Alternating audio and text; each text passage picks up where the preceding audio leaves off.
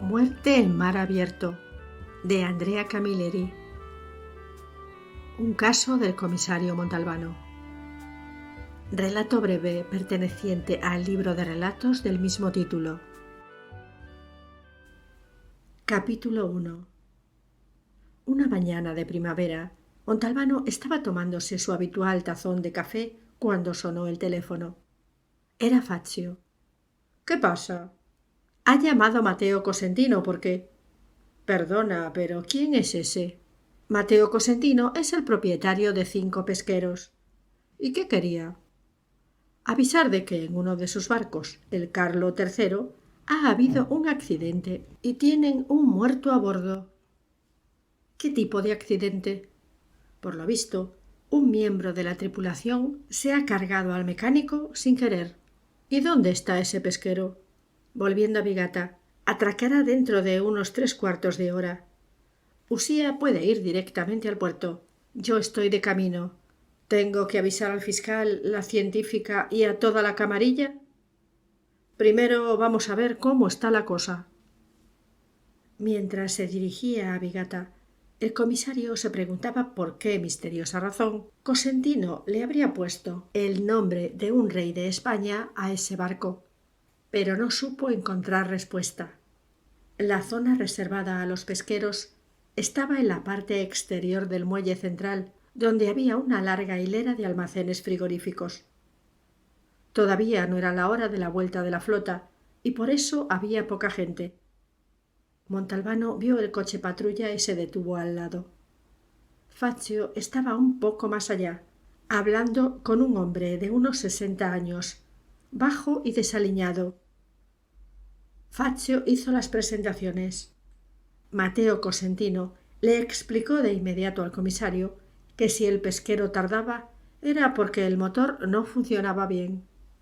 «¿Usted cómo se ha enterado del accidente?» «Por la radio de a bordo. El capitán me ha llamado a las 3 de la madrugada». «¿Y usted a qué hora ha llamado a comisaría?» «A las 7». «¿Y por qué ha dejado pasar tanto rato?» «Comisario, el accidente ha sucedido a 5 horas de navegación de aquí. Si lo hubiera llamado entonces, ¿de qué habría servido? ¿Habría tomado un barco para ir a encontrarse con ellos en mar abierto?» «¿El capitán le ha dicho cómo ha sido el accidente?» «Por encima». «Pues cuéntemelo por encima también a mí». El mecánico, que se llamaba Franco Arnone, estaba dentro del compartimento del motor porque había algún problema, y Tano Cipolla, uno de la tripulación, estaba sentado en el borde de la escotilla hablando con él y limpiando su pistola cuando... «Un momento. ¿La tripulación de sus barcos pesqueros va armada?» «No, que yo sepa».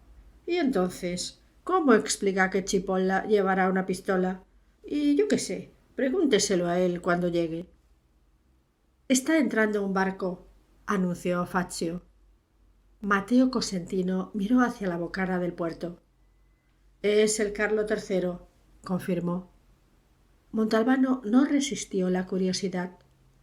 «Perdone, pero ¿por qué le ha puesto ese nombre al pesquero?» «Todos mis barcos se llaman Carlo y van del 1 al 5. Era el nombre de mi único hijo, que murió a los 20 años». Mientras se acercaba el pesquero, se congregaron unos cuantos mirones, intrigados al ver a un barco que volvía a deshora. En cuanto se supiera que había un muerto a bordo, los curiosos serían un centenar, montarían un gran jaleo y entorpecerían la labor policial. Montalbano tomó una decisión rápida. Se volvió hacia Cosentino y dijo: «Que no baje nadie de la tripulación. Subimos nosotros 3 y luego el barco zarpa otra vez». «¿Y a dónde les digo que vayan?», preguntó Cosentino. «Me basta con que salgan del puerto. Luego que fondeen donde quieran». 10 minutos más tarde, el pesquero se balanceaba con los motores apagados a medio kilómetro del faro hasta el que llegaba el comisario en sus paseos digestivos cotidianos. Desde el puente miraron el interior del compartimento del motor por la escotilla. El cadáver se veía con claridad. Estaba en una postura extraña, arrodillado delante del motor, con el brazo derecho en alto, sostenido por una agarradera en la que se le había quedado pillada la mano. La parte posterior de la cabeza había desaparecido y había fragmentos de hueso y tejido cerebral pegados a las paredes del cuarto. —¿Quién es Tano Chipolla? Del grupo de 7 marineros que estaban en popa hablando con Cosentino, se separó un hombre de unos 40 años, muy delgado, pálido por los nervios, con los ojos desorbitados y el pelo de punta. Caminaba a saltitos, como un muñeco mecánico. —Ha sido un accidente. Yo me había puesto... Eso ya me lo contará luego. Ahora colóquese en el mismo sitio donde se encontraba usted en el momento en que le ha disparado al mecánico. Chipolla protestó. Le temblaba la voz y tenía los ojos claramente llorosos.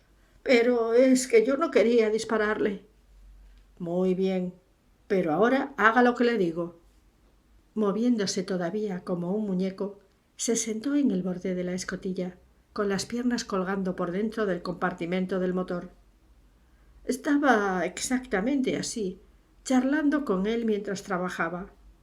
¿El arma ya la tenía en la mano? No, señor. ¿No la estaba limpiando? No, por favor. ¿Por qué la ha sacado en un momento dado? Llegados a ese punto, intervino Fazio. Entrégueme la pistola. Es que ya no la tengo.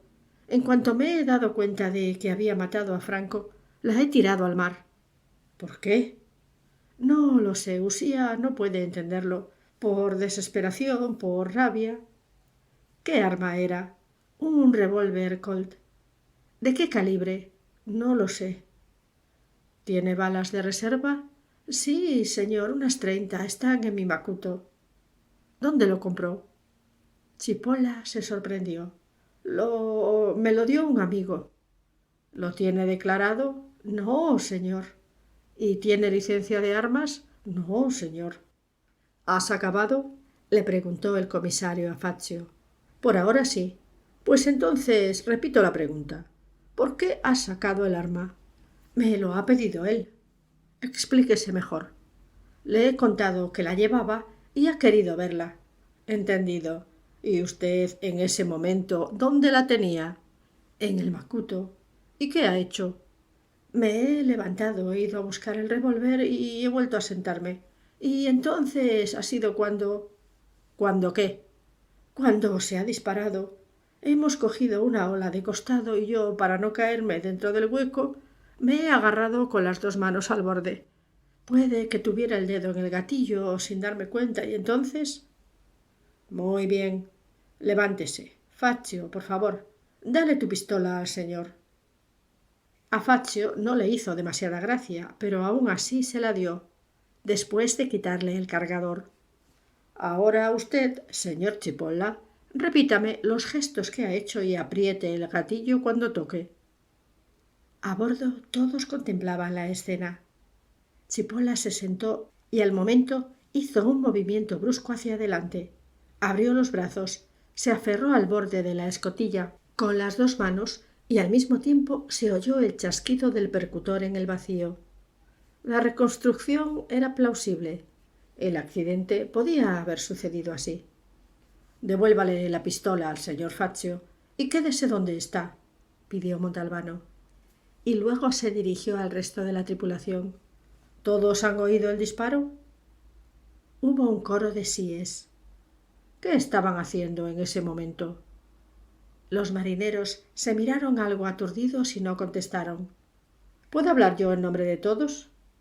Preguntó un cincuentón enjuto, rubio, quemado por el sol y con cara de fenicio. ¿Usted quién es? El capitán, Angelo Sidotti. Muy bien, cuénteme.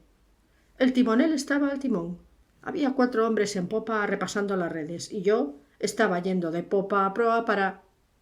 Entonces usted era el que estaba más cerca del lugar donde... Sí, señor. ¿Y qué ha hecho? He dado 2 pasos atrás y al momento he entendido lo que había pasado. Chipolla se había quedado como una estatua de mármol, con el revólver en la mano. He mirado dentro de la escotilla y enseguida he visto que el pobre Franco estaba muerto. ¿Y luego qué ha hecho? Me he abalanzado sobre la radio para llamar al señor Cosentino. ¿Y después? Después he avisado a los demás pesqueros de que volvíamos a Bigata y suspendíamos la pesca. Entonces he oído voces y he salido a cubierta. ¿Quién gritaba? Chipola. Parecía que se hubiese vuelto loco. Girolamo y Nicola lo agarraban porque quería tirarse al mar. Montalbano se alejó hacia la proa. Llamó a Faccio. Esta tarde a las 4 quiero en comisaría a Cosentino, a Chipola y al capitán. Los demás que estén localizables. En cuanto lleguemos, avisa al fiscal, a Pascuano y a la científica. Yo me voy a comisaría. Dile a Cosentino que ya podemos volver. Cuando Montalbano llevaba ya una hora firmando papeles, entró Mimí Augello. Se había pasado 4 días en cama por culpa de una gripe. ¿Cómo te encuentras? Ya estoy curado, contestó el subcomisario y se sentó. He oído que ha habido un accidente en un pesquero. Sí, un pescador, un tal Tano Cipolla, le ha pegado sin querer un tiro al mecánico. ¿Cómo dices que se llama el que ha disparado? Cipolla, Tano Cipolla. Cipolla, Tano Cipolla. ¿Qué te juegas a que es el marido de las gemelas? ¿Pero qué dices? Aquí en Bigata viven 2 gemelas que ahora tienen 30 años y son famosas por su belleza, Lela y Lala. ¿Estás de coña? No. Lela se casó con Cipolla y Lala se ha quedado soltera, pero vive en casa de su hermana y de su cuñado. Por eso dicen que él está casado con las 2. Oye, pero tú, ¿de dónde sacas esas cosas? Yo, de las mujeres guapas de Bigata, lo sé todo, contestó Augello con una sonrisita. Montalbano comprendió que aquella sonrisita escondía algo. No me digas que has catado la mercancía. No, la verdad es que no. Claro que luego me he arrepentido porque he oído rumores. ¿Y qué decían? Que ciertas noches, cuando Cipolla no está, su mujer recibe en casa. No es muy habitual, pero sucede. ¿Y mientras? Lala, ¿qué hace? No se queda en su habitación mano sobre mano, sino que participa. Montan tríos. Aunque eso son rumores, es posible que en realidad no haya nada. ¿Y Cipolla qué sabe de esos escarceos de su señora y su cuñada? Unos dicen que no se entera de nada y otros que lo sabe, pero disimula. Hazme un favor, Mimí, infórmate mejor. ¿Tienes dudas sobre el accidente? De momento no, pero siempre es mejor estar al tanto de todo lo que se pueda. Capítulo 2. Faccio volvió cuando el comisario ya estaba preparándose para ir a almorzar. ¿Por qué has tardado tanto? Porque el dottore Pascuano ha hecho una mala maniobra con el coche y se ha quedado con las 2 ruedas delanteras fuera del muelle, haciendo un auténtico equilibrio circense. No se ha caído al agua porque Dios no lo ha querido. ¿Y qué ha dicho? Soltaba tacos como un poseso. Se ha llevado un susto de padre y muy señor mío. No, quería decir sobre el muerto. Pues que la muerte ha sido instantánea y que debe de haberse producido entre las 2 y las 4 de esta madrugada. Encaja. Ya. Los de la científica han encontrado la bala muy deformada. Cuando sepan algo, nos avisan. Mientras se comía unos salmones a la papillot exquisitos, se le ocurrió una idea y llamó al propietario de la trattoria. Dígame, comisario. Aclárame una curiosidad. ¿Tú a quién le compras el pescado? A Filici Sorrentino. ¿Y nunca se lo has comprado a Mateo Cosentino? Sí, señor, durante una época, pero luego cambié. ¿Y eso? Es que 2 veces trató de dármela con queso. ¿Cómo? Vendiéndome pescado congelado y haciéndolo pasar por fresco. ¿Será que no había pescado lo suficiente y...? Por lo que dicen, es algo que le pasa a menudo. Sus pesqueros vuelven medio vacíos y él, para no perder clientes, le compra mercancía congelada a algún compañero. ¿Y eso lo ha hecho siempre? Al principio era de fiar. Los trapicheos empezaron hace unos 3 o 4 años. El paseíto hasta el pie del faro no podía faltar. Se sentó en la roca plana y encendió un pitillo. Después de lo que le había contado Mimi Augello, tocaba interrogar a Cipolla, de forma que no hubiese zonas de penumbra. Miró la hora. Eran las 3. Se quedó un poco más, disfrutando del aire del mar. Cuando llegó a la comisaría, Fazio lo avisó de que ya estaban allí todos los convocados. Vamos a empezar por el capitán. Recuérdame cómo se llama. Angelo Sidotti. ¿Qué sabes de él? Tiene 51 años, trabaja desde siempre con Cosentino y es el capitán número 1 de los 5 pesqueros. ¿Y eso qué significa? Significa que en una situación de peligro todos tienen que acatar sus órdenes. Él es el que manda. El comisario invitó a Sidotti a tomar asiento delante de su mesa. No se le veía nervioso ni preocupado. Más bien tenía un aire casi de indiferencia. Señor Sidotti, antes me ha dicho dónde se encontraba anoche en el momento del disparo. ¿Y 5 minutos antes? El capitán contestó de inmediato. 5 minutos antes estaba al timón del barco. Por lo tanto, si lo he entendido bien, del timón se fue a popa, donde 4 hombres de la tripulación estaban repasando las redes. Se entretuvo brevemente con ellos y luego, mientras volvía al timón, fue cuando el tiro lo hizo pararse en seco, ¿no? Exacto. ¿Dónde tenía Cipolla el macuto? En proa, más allá del timón, hay una escotilla donde metemos nuestras cosas. O sea, corríjame si me equivoco, para coger el revólver, Cipolla tenía que ir desde la popa hasta cerca de la proa y recorrer casi toda la eslora del pesquero. ¿Es así? Así es. Ahora présteme atención. Cuando dejó el timón y se dirigió a popa, ¿vio a Cipolla sentado en el borde de la escotilla?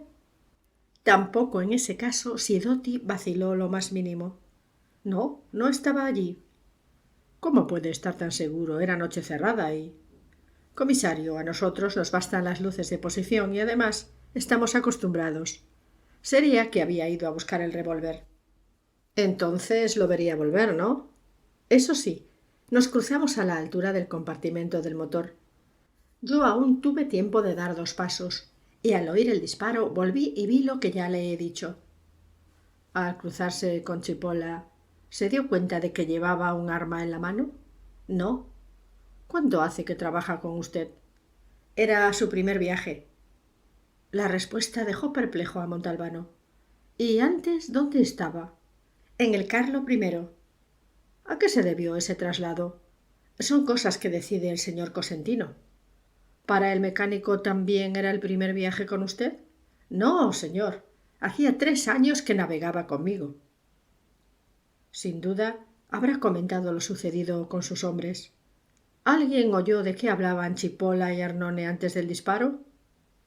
Los que repasaban las redes estaban a unos 3 metros de ellos, charlando. Sería difícil que hubieran oído nada. ¿Cipolla y Arnone ya se conocían? Sí, claro. Trabajaban para el mismo armador. Nos conocemos todos. Muchas gracias. Puede irse. Sidotti se despidió y se marchó. Fazio y el comisario se miraron. ¿Qué le ha parecido? Si quieres que te diga la verdad, no me convence. Me ha dado respuestas demasiado preparadas. Explíquese. ¿Tú crees que alguien recuerda tan bien todo lo que ha hecho la noche anterior, minuto a minuto?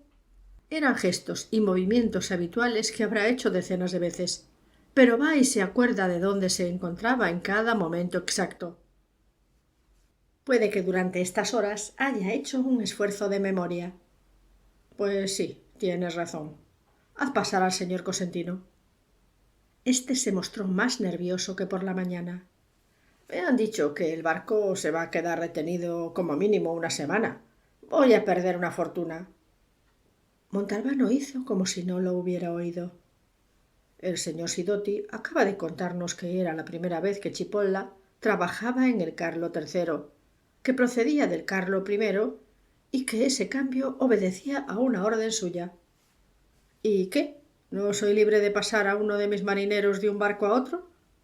Sí, claro, pero tiene que aclararme el motivo.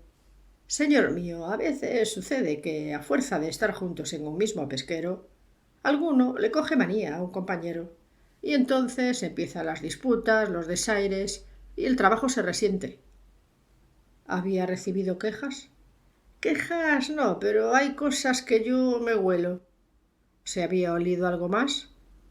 ¿Qué quiere decir? Me han contado por ahí que Chipolla tiene una mujer muy guapa y que su cuñada, que vive con él, tampoco está nada mal.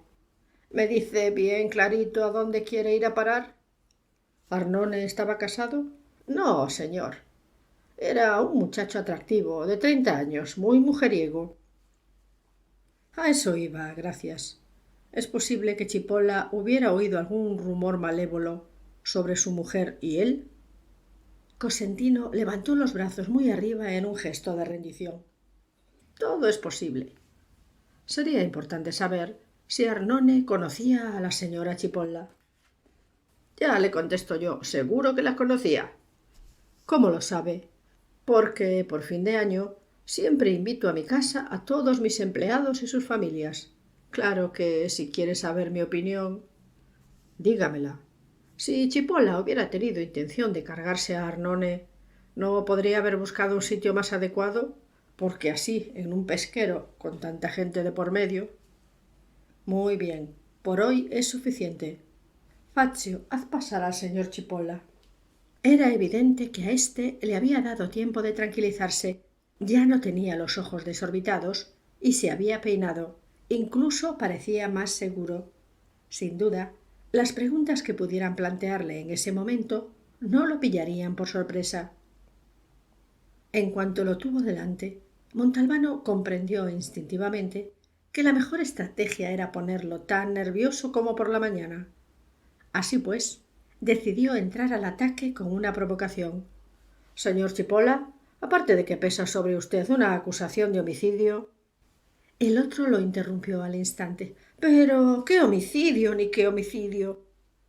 El comisario pegó un sonoro manotazo en la mesa y levantó la voz, mientras Fazio, que no se lo esperaba, lo miraba atónito. No se atreva a interrumpirme nunca más.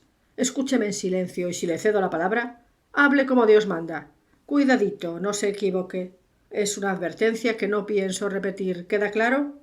Sí, señor, respondió Chipolla atemorizado. Y añado para su información que si de mí dependiera, ya lo habría detenido, pero el señor juez no es de la misma opinión. Así que me toca seguir interrogándolo. De repente, Chipolla tenía la frente empapada en sudor. Además, dejando a un lado el homicidio, tendrá que responder por posesión ilegal de arma de fuego. ¿Entendido? Entendido. En su opinión, ¿por qué motivo decidió el señor Cosentino retirarlo del Carlo I y pasarlo al Carlo III? Y yo qué sé, el jefe es él. No me haga perder el tiempo, Chipolla. Y sobre todo trate de no hacerse el listillo. Cosentino me lo ha contado todo.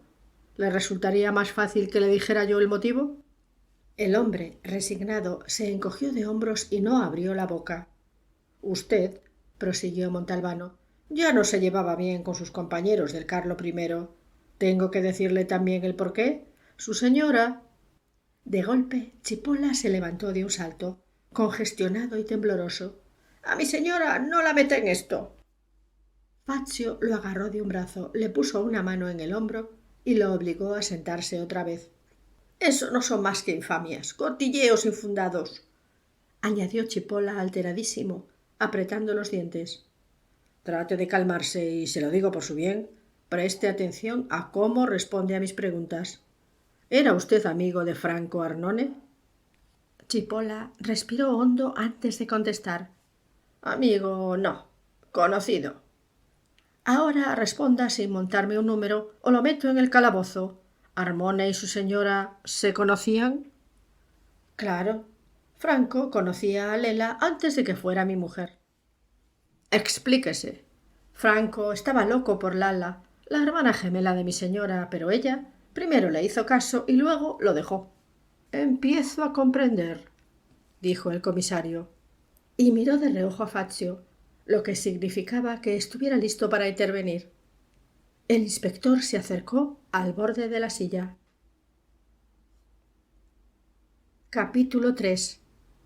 Entiendo, insistió Montalbano pensativo, y no dijo nada más. El silencio se hizo agobiante. Chipola empezó a ponerse nervioso. Al final ya no pudo contenerse. «Puedo saber...» «Por descontado. Estoy convencido de que Arnone buscó en su señora una compensación por el rechazo de Lala y de que la obtuvo». En un primer momento, Chipola no lo comprendió. Luego fue como si el significado de las palabras del comisario le entrara de repente en la cabeza.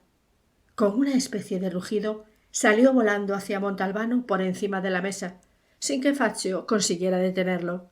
Sin embargo, el comisario se levantó y se hizo a un lado, de forma que Cipolla acabó el vuelo estampándose de cabeza contra la pared y cayó al suelo aturdido. Faccio le ayudó a levantarse y a volver a sentarse y le llevó un vaso de agua. «Les pido perdón», dijo el hombre al cabo de un rato, respirando con dificultad. Se había producido un cambio en él. Quizás había entendido que lo mejor era mantener los nervios a raya. «¿Puedo seguir?» «Sí, señor». «¿Sabe qué me ha llevado a formular esta hipótesis? El hecho de que usted, antes de embarcarse en el Carlo III, le pidiera un revólver a un amigo y... Pero si yo ya lo tenía desde hacía tiempo. Pero no puede aportar ninguna prueba». Cipolla cerró los ojos y echó la cabeza hacia atrás. Empezaba a sentirse perdido.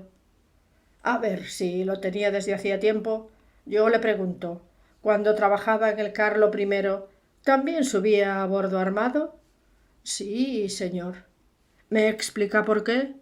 «Yo se lo explico, pero preferiría que los demás no supieran que se lo he dicho». «¿Qué tienen que ver los demás?» «Tiene que ver porque... Bueno, se lo voy a contar todo y Santas Pascuas. Resulta que a veces, mientras pescamos, llegan patrulleras libias, tunecinas, de donde coño sea, y secuestran a alguno de nuestros barcos. Y yo, la verdad, no tengo ningunas ganas de acabar en una cárcel de Gaddafi». «¿Ya le ha pasado?» «A mí no, pero a un amigo mío sí. Y me ha contado que le hicieron cosas vergonzosas». «O sea, que el revólver lo llevaba para defenderse». «Desde luego». «Pero, ¿qué iba a hacer usted solo contra las metralletas de una patrullera?» Cipolla no contestó.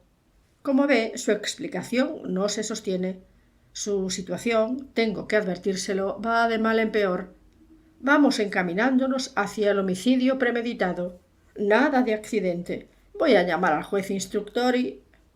«Un momento», pidió Cipolla en voz baja. Se retorcía las manos y movía el cuerpo hacia adelante y hacia atrás. Montalbano decidió darle un empujoncito. «Muy bien, hemos acabado», dijo. «¿Y quién ha dicho que solo iba armado yo?», gritó el marinero. «Un momento, a ver si lo entiendo. ¿Me está diciendo que sus compañeros de pesca también llevan armas?» «Sí, señor». «¿Y cree que estarían dispuestos a confirmarlo?» «Ni por asomo». «¿Y eso?» «Para empezar, porque no tienen permiso. Y luego porque que se ha metido en un lío he sido yo y tengo que afrontar las consecuencias». De golpe y porrazo, ante esas últimas respuestas, en el cerebro de Montalbano se encendió una lucecita. «¿No será que a bordo hay algo más gordo que un revólver? Yo no soy ningún chivato». La lucecita ganó en intensidad. «¿El señor Cosentino está al corriente?» Cipolla se encogió de hombros. «Puede que sí y puede que no. Quizás no le conviene que el pesquero quede retenido». Se hizo un silencio. A continuación el comisario preguntó: «¿Es consciente de que, tal como están las cosas, lo tiene bastante jodido?» Cipolla inclinó la cabeza hacia adelante y se puso a llorar en silencio. «Se lo juro, yo no quería matarlo, fue un accidente». «Pero, por desgracia, para usted...» Una especie de lamento empezó a surgir de la boca de Cipolla. Montalbano decidió que había llegado el momento del golpe de gracia. Le había dado algo amargo y ahora tocaba algo dulce. Habló en voz baja. La verdad es que yo, personalmente, empiezo a tener serias dudas sobre lo de la premeditación. Mientras una especie de corriente eléctrica sacudía el cuerpo del pescador, Fazio sonrió. Había entendido el juego del comisario. —¿Usía me cree? —preguntó el hombre, incrédulo y desorientado. —Podría, pero aún tengo que preguntarle un par de cosas más. —Todas las que hagan falta. Y debe contestar con absoluta sinceridad. —Se lo juro. —¿Me confirma que sus compañeros también llevaban armas? —Sí, señor. —¿Incluido el mecánico? —Sí, señor. —¿Dónde la tenía? —Metida en el cinturón. Usted tiró el revólver al mar inmediatamente después del accidente, pero ¿sus compañeros cuándo se deshicieron de los suyos? —Cuando lo ordenó Sidoti. —El cual, a su vez, había recibido la orden de Cosentino, ¿no? No sé decirle si Cosentino le dio la orden, pero sí que sé que fue después de que hablara con él. —¿Y Sidoti qué más tiró al mar? El hombre vaciló un instante. Montalbano decidió intervenir. —Señor Chipolla, tiene ante sí dos caminos: o 30 años por homicidio con premeditación, o algún añito por homicidio involuntario y tenencia ilícita de arma de fuego. Usted elige. Se lo repito, ¿qué más tiró Sidoti al mar? Un Kalashnikov. Montalbano comprendió al vuelo que Chipolla se callaba algo más. —¿Y además del Kalashnikov? —2 trajes de buceo, 2 máscaras y 4 botellas —musitó el otro. —¿Para qué servían? Antes de contestar, Chipolla arrugó la frente como si estuviera haciendo un gran esfuerzo. Para desenredar las redes y alguna vez... Perdone, pero ¿qué necesidad había de hacer desaparecer todo eso? No lo sé. Estaba claro que mentía, pero el comisario prefirió no insistir. —¿Y las tripulaciones de los demás pesqueros también van armadas? —Sí, señor. El que habló entonces fue Fazio. —Cuando han sacado el cadáver del mecánico no han encontrado ningún arma. Sidoti se metió en el compartimento del motor y se la quitó —explicó Chipolla. —Por ahora puede bastar. Fazio, llévatelo al calabozo. Está usted detenido, señor Chipolla. Este, que no esperaba esa conclusión, se quedó estupefacto, boquiabierto, sin fuerzas siquiera para levantarse. Fazio lo puso en pie y se lo llevó casi a rastras. Volvió a la carrera 5 minutos después y se sentó. —Pero, Usía, ¿qué piensa realmente de Chipolla? —Me estoy convenciendo de que se trató de un accidente que ha tenido efectos secundarios. —¿Y eso qué quiere decir? Quiere decir que esa muerte está poniendo en peligro alguna actividad turbia, aunque no sé de qué se trata. Habría que investigar un poco a Cosentino. —Ya está hecho —dijo Fazio. Aquel ya está hecho tenía un significado claro. Con frecuencia y por propia iniciativa, Fazio iba un paso por delante del comisario, cosa que causaba en éste una tremenda irritación. Se controló. —¿Y con quién has hablado? —Con mi padre. He ido a verlo después de comer, antes de venir para aquí. —¿Y qué te ha dicho? Fazio puso la cara de las grandes ocasiones. Pues unas cuantas cosas interesantes. Hace muchos años Cosentino era un pobre pescador al que don Ramuno Cufaro... —¡Ay, ay, ay!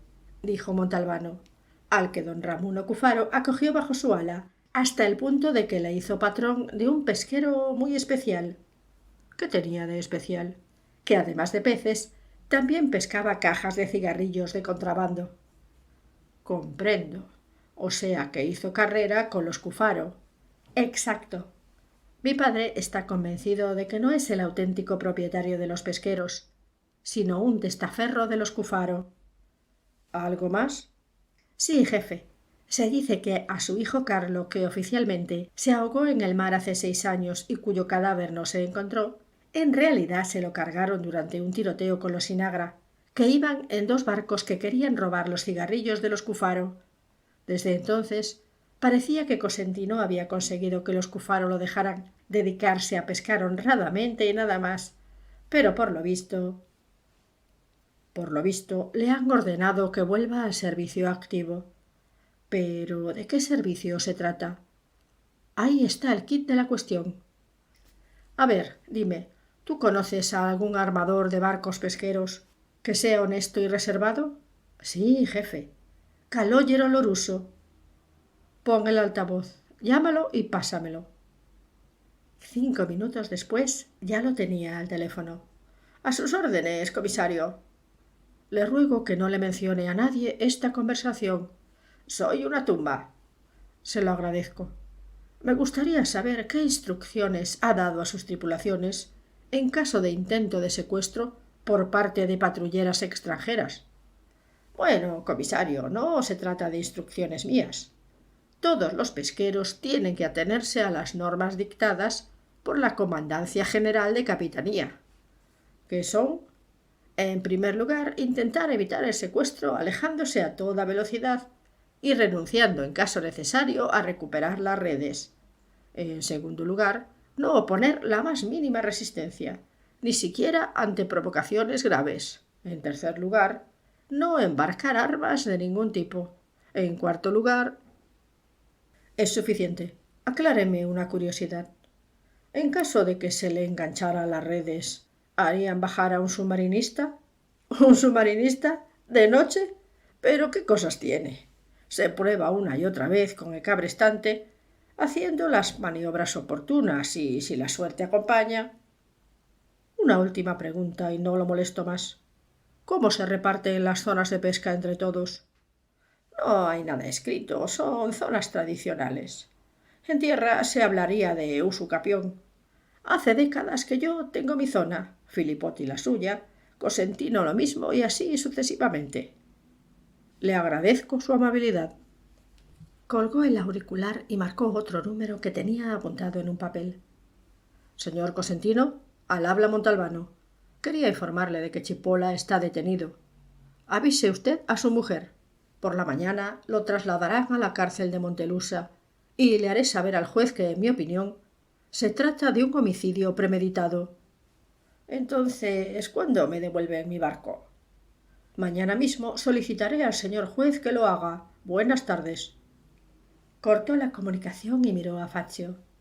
Así Cosentino se siente seguro de poder seguir con sus actividades. Porque lo que está claro es que está haciendo algo turbio, puesto que incumple las normas de la comandancia de las capitanías. Sus pesqueros van tan armados que cualquiera diría que son una flota naval, dijo Fazio. A ello voy. Querido Fazio, tengo la impresión de que hemos topado con algo gordo. Bueno, se ha hecho tarde y me marcho ya. Tú entérate de cuál es la zona de pesca reservada a Cosentino y nos vemos mañana por la mañana. Al llegar a Marinella se dio cuenta de que no le apetecía hacer nada, ni siquiera comer. Una sola pregunta le rondaba por la cabeza. ¿Cuál era el secreto de Cosentino? Y no saber darle respuesta le pesaba como una losa. Decidió picar algo para no irse a la cama con el estómago vacío. Capítulo 4. Se preparó un plato con un poco de salami, unas lonchas de queso caciocavallo, jamón y una decena de aceitunas negras. Cogió una botella de vino y a continuación se lo llevó todo a la terraza. Así mató 1 hora. Luego entró y encendió el televisor. Estaban poniendo el 3er episodio de La Piobra, una serie sobre la mafia que estaba teniendo un éxito descomunal. La vio un rato. Parecía que los italianos acabaran de descubrir Sicilia, pero solo el lado malo, así que cambió de canal. Y allí estaba Toto Cutugno cantando el italiano, que se había presentado el año anterior en el Festival de San Remo. Apagó y volvió al porche a fumar y a devanarse los sesos. A aquellas horas, la flota pesquera de Vigata ya estaba dirigiéndose a sus respectivos puntos de pesca. Pero ¿qué pescaban los barcos de Cosentino? Por fin, Cuando ya eran casi las 12, decidió que había llegado el momento de llamar a Livia. La muchacha le dijo que acababa de volver del cine en ese preciso instante. ¿Qué has visto? Una de 007, de James Bond. Pero si eso no son más que tonterías. Pues mira, yo me la he tomado como una fábula. Imagínate que en un momento dado esconden un avión en el fondo del mar, tapándolo con una lona, y luego mandan a unos buzos a sacarlo de allí. Pero Montalbano ya no la escuchaba. Estaba perdido en sus pensamientos. Gracias. Se le escapó en un momento dado. ¿Gracias por qué? Preguntó Livia sorprendida. Montalbano salvó la situación. Gracias por contarme la película. Así no voy a verla. Pero si no te estaba hablando de la película. Te digo que me muero de ganas de estar contigo y tú me das las gracias como si te hubiera ofrecido un pitillo. Vete a tomar viento. Y colgó furiosa. Montalbano volvió a llamarla y tardó sus buenos 10 minutos en hacer las paces con ella. Sin embargo, cuando se metió en la cama le costó conciliar el sueño. Las palabras de Livia habían sido como un rayo de luz que había iluminado una zona completamente oscura y le había permitido entrever algo por un momento. Y así, hipótesis tras hipótesis, llegó a una posible conclusión, digna, sin lugar a dudas, de una película de James Bond. Tengo buenas noticias, anunció Faccio contento, a la mañana siguiente mientras entraba en su despacho. He hablado largo y tendido con Calogero Lorusso. La zona de pesca de Cosentino está justo delante del Golfo de Sidra, pero en aguas territoriales italianas, a 7 horas de navegación de Vigata. Es una zona que llaman el Bajío de Gabud, porque por allí hay poca profundidad. ¿Poca profundidad? Precisamente lo que quería oírte decir. Lorusso me ha contado también una cosa extraña que he apuntado. ¿El qué? Que los 5 pesqueros salen siempre juntos y también vuelven siempre juntos. Pero una vez cada 15 días hay uno que llega con 3 o 4 horas de retraso. Y eso sucede desde hace unos años. Me han dicho incluso que si quiero comprobarlo con mis propios ojos, vaya mañana al puerto, porque es justo cuando se cumplen los 15 días. Muy bien.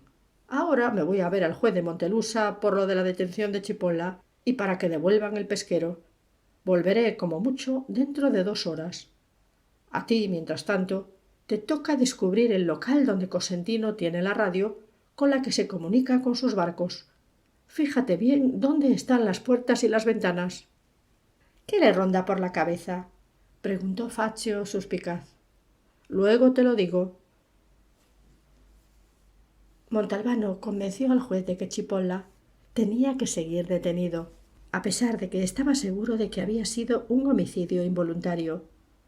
Consiguió que le firmara la orden de devolución del pesquero y desde un teléfono del Palacio de Justicia le comunicó la noticia a Cosentino y le indicó que podía pasar a retirar los papeles hacia la 1, pero mientras ya podía ir quitando los precintos y preparando el barco para salir. El hombre se lo agradeció 1 y 1000 veces. A su regreso le dejó la orden de devolución a Catarella y fue a reunirse con Faccio, que lo esperaba en su despacho. Primero dime una cosa. ¿A qué hora salen los pesqueros de Cosentino? A las 2 de la tarde. O sea que a las 9 llegan a la zona de pesca, faenan hasta las 12 y luego vuelven y llegan a Vigata a las 7 de la mañana. ¿Es eso? Sí, jefe. Ahora habla tú. Cosentino tiene las oficinas en la calle que rodea el recinto portuario. En el número 22. Es un almacén, donde guarda piezas de recambio y redes para los barcos. La oficina, propiamente dicha, consiste en una especie de altillo al que se sube por una escalerilla de hierro. Ahí tiene la radio y también una cama, porque algunas noches se queda a dormir. Me juego las pelotas a que esta noche la pasa en la oficina. ¿Cómo puedo entrar? ¿Sin una orden? Premio para el caballero. Dottore, dese cuenta de que le pueden salir mal las cosas. Contéstame la pregunta. Por la parte de atrás hay una ventana que siempre queda entreabierta. Jefe, si usía va, yo le acompaño. No. Tú, como mucho, te quedas fuera y vigilas. Ponme a alguien de guardia en el almacén a partir de las 7 de la tarde. En cuanto aparezca por allí Cosentino, me llamas a Marinella. Y ahora ve a decirle a Ollello que venga y vuelve tú también. Cuando llegó Mimi, Montalbano le contó las conclusiones que había sacado y el plan que había ideado. Una sola observación, apuntó al final el subcomisario. No tienes la más remota idea del delito que cometen Cosentino y sus hombres. Y perdona si eso no te ayuda mucho. Mimi, algún delito cometen, eso seguro. Lo que hacen en concreto no lo sabremos hasta que tengamos los pesqueros en nuestras manos. Es como la sorpresa del interior de un huevo de Pascua. A las 8 recibió la llamada telefónica de Faccio. A las 8:30 aparcó detrás del almacén de Cosentino, en un callejón por el que no pasaba nadie. Antes de bajar, sacó la pistola de la guantera y se la metió en el bolsillo. Faccio lo esperaba. Cosentino está dentro y he cerrado la puerta. La ventana es esa de ahí. Está bastante abierta. Yo lo ayudo. Súbase a mis hombros. Un minuto después, el comisario estaba sentado en el alféizar. Se dio la vuelta y agarrándose se deslizó lentamente sin hacer ruido. Ya estaba dentro. Había luz. Se oía la voz de Cosentino al teléfono. Montalbano se quedó inmóvil y miró a su alrededor. El almacén no era grande, pero estaba abarrotado de cajas, piezas de motor y redes. El altillo donde se encontraba Cosentino era de obra y se apoyaba contra la pared izquierda. Tenía una ventana que daba al interior del local. El comisario se dijo que no lo vería a no ser que se asomara. También debajo del altillo había cajas, y pensó que lo mejor sería esconderse allí. El otro seguía hablando y él avanzó despacio sin hacer ruido. Luego, con un suspiro de alivio, se colocó entre dos cajas. Cosentino apenas había colgado cuando se oyó la radio. Carlo III llama a base. Carlo III llama a base. Era la voz de Sidotti. Te recibo, Carlo III. Estamos en Gabuz. ¿Empezamos a pescar los 5? De momento sí. ¿Qué quería decir aquel de momento? ¿Estaba Cosentino a la espera de órdenes? La cosa iba para largo. Con movimientos sumamente lentos, Montalbano consiguió sentarse en el suelo y apoyar los hombros contra la pared. Oyó que Cosentino se levantaba y temió que fuera a bajar, pero al poco rato volvió a sentarse. De vez en cuando lo oía canturrear con la boca cerrada. Poquito a poco al comisario le fue entrando una especie de somnolencia peligrosa. Intentó espabilarse recitando mentalmente todo lo que recordaba primero del Orlando Furioso y luego de la Ilíada. No sabía cuánto tiempo había pasado. De repente sonó el teléfono. «Diga», contestó Cosentino y escuchó en silencio. Al final dijo «Muy bien» y cortó la comunicación. Enseguida habló por la radio. «Base llama a Carlo III. Base llama a Carlo III». «Aquí Carlo III, a la orden». «Pásale a Taibi la posición que te he dado. La mercancía la recuperará el Carlo II. Cuando Taibi te diga que ha llegado, calculo que tardará una horita, llámame. Los otros 4 seguid pescando». Pasó más tiempo. Luego volvió a oírse la voz de Sidotti. «Carlo III llama a base». «Habla». «Taibi me ha comunicado que el Carlo II está en la posición de la boya y empieza la operación. Dice que tardará una media hora». «Muy bien. Te llamo dentro de un rato y te doy las instrucciones para Taibi». En aquel gran silencio se distinguió claramente que Cosentino marcaba un número de teléfono. «Oiga», dijo luego, «ha empezado la recuperación. Quiero saber qué tiene que hacer el pesquero con la mercancía». Mientras Cosentino escuchaba la respuesta, Montalbano se levantó, empuñó la pistola y en un abrir y cerrar de ojos se plantó al pie de la escalerilla de hierro, que subió a paso ligero. Cosentino le daba la espalda, sentado delante de una mesita, encima de la cual estaban la radio y el teléfono. «Muy bien», dijo, y colgó. En ese preciso instante, notó que alguien le pegaba la boca del cañón de una pistola a la nuca. Se quedó quieto como una estatua. «Date la vuelta». Cosentino obedeció sin levantarse de la silla, y en cuanto reconoció a Montalbano, se le abrió la boca de golpe y se le quedó así. «Escúchame bien. En comisaría no saben que estoy aquí, así que puedo pegarte un tiro sin rendir cuentas ante nadie. Cuando encuentren tu cadáver, yo me encargaré de la investigación y les echaré la culpa a los Sinagra. Considérate hombre muerto. ¿Has entendido lo que he dicho?» Cosentino dijo que sí con la cabeza. Babeaba y la saliva le resbalaba por las comisuras de los labios. «Ahora, si no contestas a mis preguntas, te pego un tiro en una rodilla. Si te emperras en seguir mudo, le toca a la otra, y así hasta que te decidas». Cosentino se había puesto de un color verdoso. «¿Qué instrucciones te han dado para el Carlos II? Tiene que quedarse cerca de la boya, porque dentro de una hora llegará una motora y...» «Pues mira, en vez de eso vas a decirles que el Carlos II tiene que reunirse con los otros 4 pesqueros para volver juntos a Bigata. La mercancía que han recuperado, que la metan en la escotilla de proa. Antes de hablar por radio, cálmate, que te salga la misma voz de siempre». Cosentino obedeció. «Ah, por cierto, ¿me dices por pura curiosidad qué habéis sacado del fondo del mar?» Cosentino abrió los ojos como platos por la sorpresa. «¿No lo sabe?» «No. 30 kilos de heroína». Hizo salir a Cosentino del almacén, y en cuanto Fazio los vio se abalanzó hacia ellos. «¿Han llegado los refuerzos de Montelusa?» «Sí, jefe». «Pues avisa al doctor Augello de que los 5 pesqueros están volviendo y de que en la escotilla de proa del Carlos II hay 30 kilos de heroína. Que detengan a todas las tripulaciones. Van armados y son peligrosos. Te confío al señor Cosentino. Mételo en el calabozo. ¿Y Usía? Yo me voy a Marinela, a acostarme. Me ha entrado un poco de sueño».